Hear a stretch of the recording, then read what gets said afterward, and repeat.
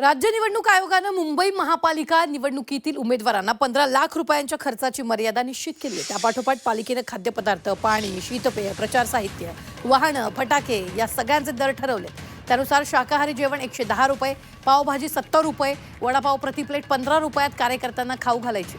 मुंबईतील खाद्यपदार्थांसह सर्व साहित्यांच्या किमती विचारात घेता खर्चाचा हिशोब देताना उमेदवारांना तारेवरची कसरत करावी लागणार आहे। नामनिर्देशन पत्र भरल्यानंतर उमेदवारांच्या दैनंदिन खर्चाचा हिशेब पालिकेच्या निवडणूक विभागाकडून दररोज नोंदवण्यात येतो।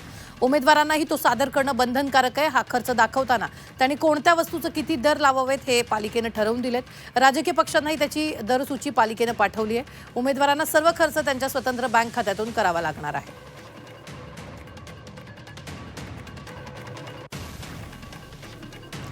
तर कुठे नेमका किती खर्च करता येणार? मुंबई, पुणे, नागपूर महापालिका 15 लाख रुपये खर्च करता येईल उमेदवाराला अ वर्ग।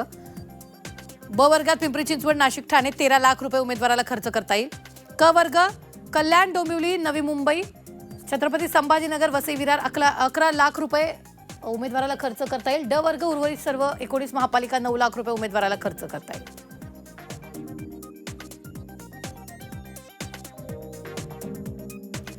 तर उमेदवारांच्या खाद्यपदार्थ आणि खर्चासाठी दर सूची पाहतोय। चहा 10 रुपये असायला पाहिजे, कॉफी 12 रुपये।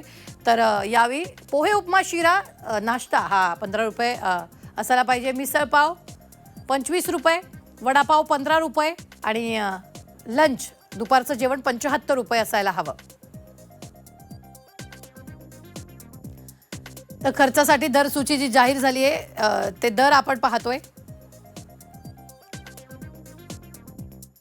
पुरी भाजी 60 रुपये, कोल्ड ड्रिंक छोटी बाटली 40 रुपये, कोल्ड ड्रिंक 40 रुपये, पावभाजी 70 रुपये,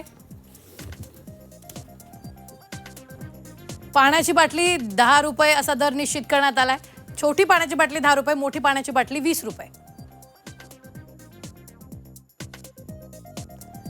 तर बँड पथक, फटाके, साहित्य दर मर्यादा लावण्यात आली आहे। त्याचे दर पाहूया। ढोल, ताशा, झांज, बँड पथक प्रति व्यक्ती 1200 रुपये, फटाके 200 फुटांची माळ 500 रुपये, सुतळी बॉम्ब 50 रुपये, फटाक्यांची आतषबाजी 1,500 रुपये, स्कार्फ 10 रुपये, टोपी प्रतिनग 12 रुपये।